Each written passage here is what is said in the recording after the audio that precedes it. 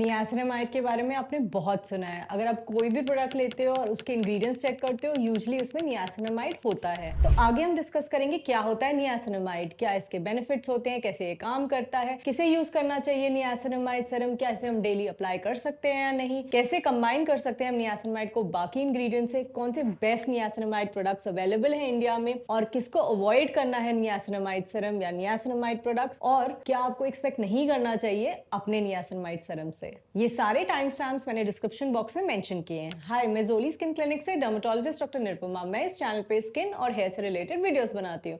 अगर आपको ऐसे वीडियोस अच्छे लगते हैं तो आप हमारे चैनल को सब्सक्राइब कर सकते हैं और आप हमें इंस्टाग्राम पे भी फॉलो कर सकते हैं। क्या होता है नियासिनामाइड? वेल, नियासिनामाइड एक फॉर्म होता है विटामिन B3 का। बहुत सारे स्किन केयर इंग्रेडिएंट्स इरिटेटिंग हो सकते हैं स्किन के लिए, हार्श हो सकते हैं, बट नियासिनामाइड जो है वो काफी जेंटल होता है एंड ये काफी वेल टॉलरेटेड है नियरली सारी स्किन टाइप्स के लिए, इवन सेंसिटिव स्किन के लिए। इसलिए अगर कोई बिगिन कर रहा हो स्किन केयर या एक्टिव स्टार्ट कर रहा हो स्किन केयर में, उसके लिए नियासिनामाइड सीरम काफी अच्छा रहेगा। और एक बहुत इंपॉर्टेंट बात, नियासिनामाइड सीरम जो है वो एक अच्छा एंटीऑक्सीडेंट भी है, यानी कि ये हमारी स्किन को ऑक्सीडेटिव स्ट्रेस से, फ्री रेडिकल डैमेज से बचाता है। आजकल आपने देखा होगा नियासिनामाइड जो है नियरली सारे ही स्किन केयर प्रोडक्ट्स में देखा गया है, चाहे वो सीरम हो, मॉइस्चराइजर हो, सनस्क्रीन हो, इवन क्लेंजर्स में। क्यों है ऐसा? क्योंकि इसका काफी वर्सेटाइल नेचर है और ये काफी सारे बेनिफिट्स करता है हमारी स्किन में। और जब आप इसे कंबाइन करते हो बाकी इंग्रेडिएंट्स के साथ, तो जो कॉम्बिनेशन होता है वो और ज्यादा इंप्रूवमेंट देता है और ज्यादा बेनिफिट देता है हमारी स्किन को, स्पेशली एक्ने को कम करने में, पिगमेंटेशन को रिड्यूस करने में, ओपन पोर्स में, स्किन बैरियर को और ज्यादा स्ट्रॉन्गर बनाने में एंड ओवरऑल स्किन टोन और टेक्सचर को बेटर करने में। तो आइए अब जानते हैं कि नियासिनामाइड सीरम के क्या बेनिफिट्स होते हैं, कैसे ये काम करता है हमारी स्किन में। नियासिनामाइड काफ़ी यूज़फुल इंग्रेडिएंट है, इसके काफ़ी सारे बेनिफिट्स हैं। ये एक्सेस ऑयल प्रोडक्शन को रिड्यूस करता है, पोर्स के अपीयरेंस को भी रिड्यूस करता है। ये रेगुलेट करता है सीबम प्रोडक्शन, तो अगर ऑयली स्किन है, इनलार्ज पोर्स हैं, तो नियासिनामाइड काफ़ी अच्छा इंग्रेडिएंट रहेगा।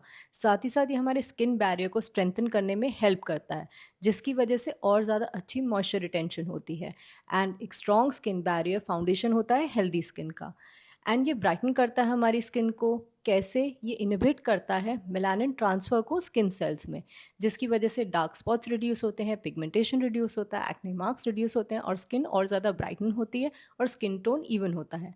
इसकी एंटी बैक्टीरियल प्रॉपर्टीज़ भी हैं, साथ ही साथ ये एंटी इन्फ्लेमेटरी है, जिसकी वजह से रेडनेस रिड्यूस होती है, स्किन और ज़्यादा काम होती है। इसलिए ये सेंसिटिव स्किन के लिए, एक्ने प्रोन स्किन के लिए, रोजेशिया प्रोन स्किन के लिए अच्छा रहेगा। एंड ये फाइन लाइन्स एंड रिंकल्स को रिड्यूस करता है कोलाजन प्रोडक्शन को बूस्ट करके। अब हम डिस्कस करते हैं कि नियासिनामाइड किसे यूज करना चाहिए। तो अगर आपको ओपन पोर्स हैं तो नियासिनामाइड काफी यूजफुल रहेगा। ये ओपन पोर्स को लेस नोटिसेबल बनाता है। कैसे? क्योंकि ये एक्सेस ऑयल प्रोडक्शन को कम करता है एंड ये हमारी स्किन बैरियर को भी स्ट्रेंथन करता है। साथ ही साथ ये स्किन टेक्सचर को इंप्रूव करने में हेल्प करता है, जिसकी वजह से ओपन पोर्स लेस नोटिसेबल होते हैं। और अगर आप इसे कंबाइन करते हो रेटिनॉल के साथ और सैलिसिलिक एसिड के साथ, तो ये और अच्छे से इंप्रूवमेंट देता है आपके ओपन पोर्स में। दूसरी चीज जिसमें हेल्प करता है नियासिनामाइड सीरम, वो है ऑयली एक्ने प्रोन स्किन के लिए, क्योंकि जैसे मैंने बताया इसकी ऑयल रेगुलेटिंग प्रॉपर्टीज रहती हैं। ये कंट्रोल करता है एक्सेस सीबम प्रोडक्शन एंड ये एंटी इन्फ्लेमेटरी भी होता है, जिसकी वजह से ये काम डाउन करता है एक्टिव एक्ने ब्रेकआउट्स को। एंड साथ ही साथ ये रिड्यूस करता है जो पोस्ट इन्फ्लेमेटरी हाइपरपिगमेंटेशन होने वाली होती है, डार्क स्पॉट्स होने वाली होती है एक्ने से। इन सब चीजों की वजह से ये रिड्यूस करता है जो एक्ने के स्पॉट्स हो रहे हैं उसे भी डेवलप होने में। एंड आप जब इसे कंबाइन करते हो बाकी एंटी एक्ने इंग्रेडिएंट्स के साथ, जैसे कि salicylic acid, retinoids, benzoyl peroxide, तो ये और अच्छा इफेक्ट देता है।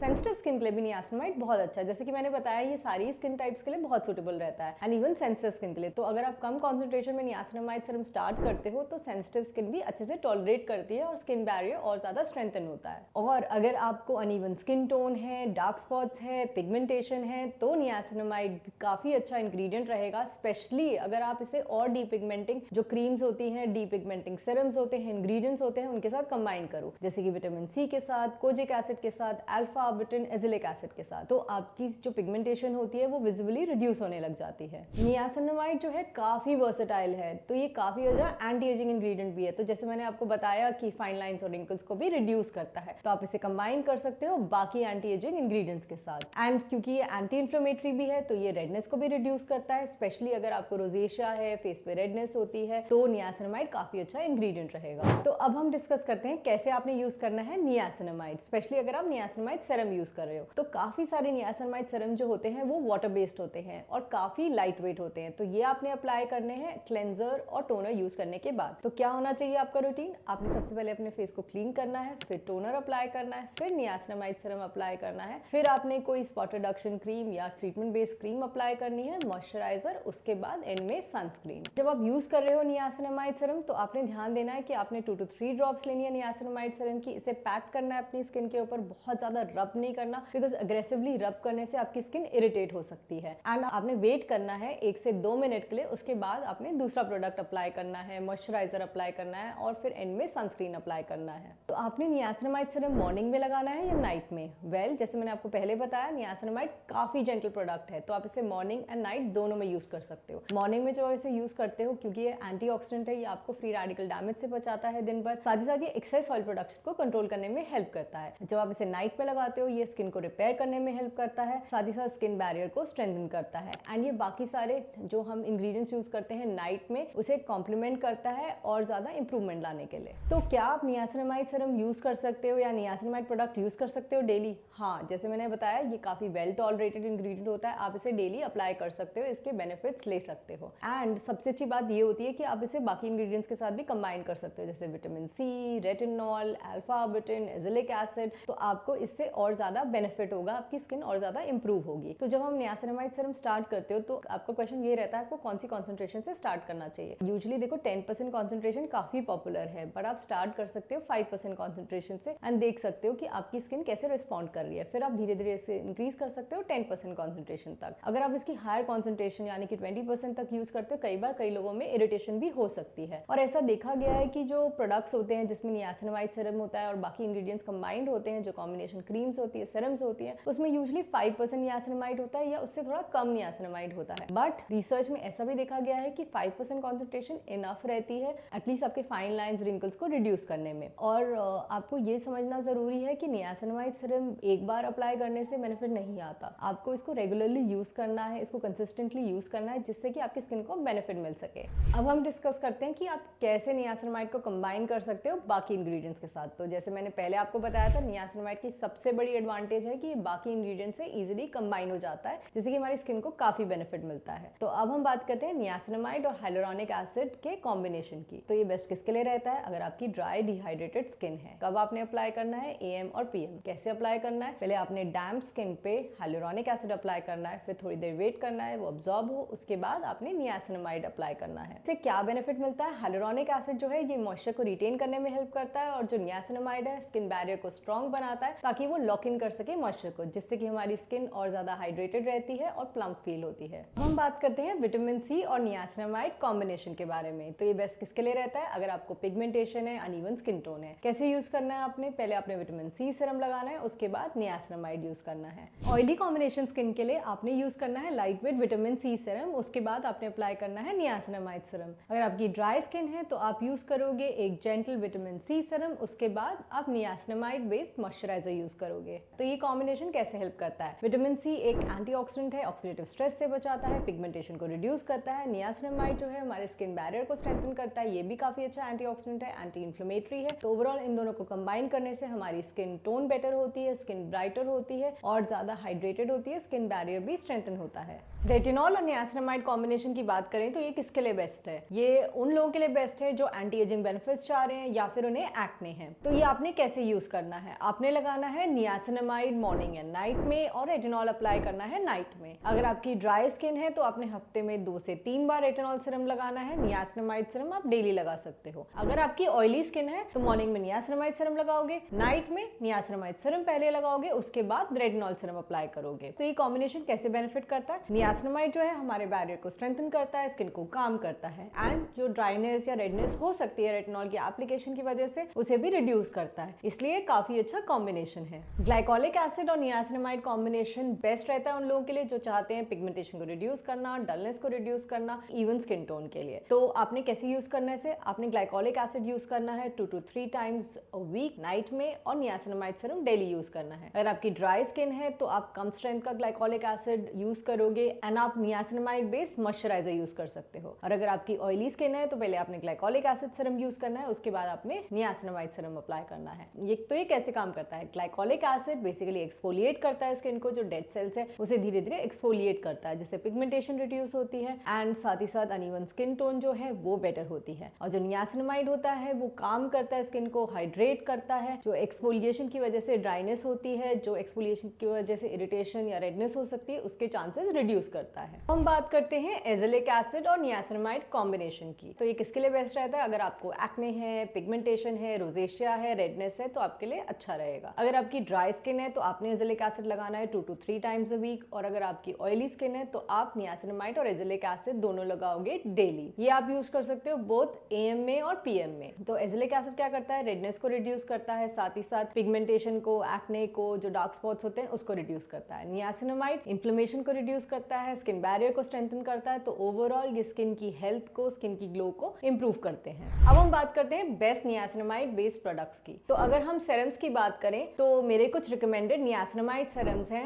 द ऑर्डिनरी का नियासिनामाइड 10%, जिसमें जिंक 1% भी है। मिनिमलिस्ट का 10% niacinamide face serum. The Dermaco का 10% नियासिनामाइड फेस सीरम। रिवेला 10% niacinamide plus 1% hyaluronic acid serum. अब हम बात करते हैं नियासिनामाइड बेस्ड मॉइस्चराइजर्स की। तो मेरे कुछ रिकमेंडेड मॉइस्चराइजर्स जो नियासिनामाइड रिच हैं वो है सेरावी मॉइस्चराइजिंग क्रीम। ये एक रिच बैरियर रिपेयरिंग फॉर्मूला है एंड काफी अच्छा रहता है ड्राई डैमेज स्किन के लिए। बायोडर्मा का Atoderm cream. The Dermaco 5% niacinamide deep moisturising cream. डीकंस्ट्रक्टा niacinamide brightening face moisturiser. Doctor Sheth का centella and niacinamide moisturising cream and Earth Rhythm का phyto niacin face moisturiser. Face washes भी हैं जिनमें नियासिनामाइड होता है। The Dermaco 2% niacinamide oily skin cleanser. Cetaphil brightening radiance creamy cleanser with niacinamide. Derma Touch bright and even skin tone face wash. Deconstruct brightening face wash with 2% niacinamide. CeraVe foaming cleanser face wash for oily skin. हमने अभी बात की कि niacinamide कितना useful है, कितना benefit करता है हमारी स्किन में, बट ऐसे कौन से लोग हैं जिन्हें नियासिनामाइड सीरम या नियासिनामाइड बेस्ड प्रोडक्ट्स नहीं अप्लाई करने चाहिए? तो जैसे मैंने आपको बताया, नियासिनामाइड काफी सेफ इंग्रेडिएंट है, काफी वेल टॉलरेटेड है एंड ये काफी जेंटल इंग्रेडिएंट है। ये सेंसिटिव स्किन में भी यूज किया जा सकता है, बट कई बार अगर हायर कॉन्सेंट्रेशन यानी कि 10-20% से स्टार्ट करते हैं तो स्किन में इरिटेशन, रेडनेस हो सकती है। तो अगर आपको कोई रेडनेस, इरिटेशन होती है तो आपको स्टॉप करना चाहिए नियासिनामाइड। इसलिए मैं यूजुअली सजेस्ट करती हूँ 2 to 5% नियासिनामाइड से स्टार्ट करने को, ताकि रेडनेस, इरिटेशन के चांसेस कम हो एंड आप इसे alternate day, alternate nights application से स्टार्ट कर सकते हो। और उससे भी बेटर ये रहेगा कि आप पैच टेस्ट कर लो कोई भी नया प्रोडक्ट या कोई भी नया इंग्रेडिएंट इंट्रोड्यूस करने से पहले। काफी लोग इस बात से भी कंफ्यूज होते हैं कि क्या नियासिनामाइड पर्च करता है हमारी स्किन को, यानी कि छोटे छोटे एक्ने बढ़ तो नहीं जाते जब आप नियासिनामाइड सीरम या नियासिनामाइड बेस्ड प्रोडक्ट स्टार्ट करते हो अप्लाई करना? वेल, यूजुअली ये पर्जिंग नहीं करता है। तो जैसे मैंने पहले बताया, ये काफी जेंटल इंग्रेडिएंट है, काफी सेफ इंग्रेडिएंट है। अब हम बात करें कि नियासिनामाइड इतना यूजफुल है, इतना बेनिफिशियल है, इतने सारे इसके यूजेस हैं, इतने सारे इसके बेनिफिट्स हैं, तो क्या ये सब कुछ ठीक कर देता है? क्या ये एक प्रोडक्ट लगाने से सब कुछ ठीक हो जाता है? वेल, सबसे जरूरी ये बात है कि आपको ये पता होना चाहिए कि आपको क्या एक्सपेक्ट करना चाहिए और क्या नहीं एक्सपेक्ट करना चाहिए जब भी कोई आप नियासिनामाइड बेस्ड प्रोडक्ट यूज करते हो। वेल, ये एक्ने को, डार्क स्पॉट्स को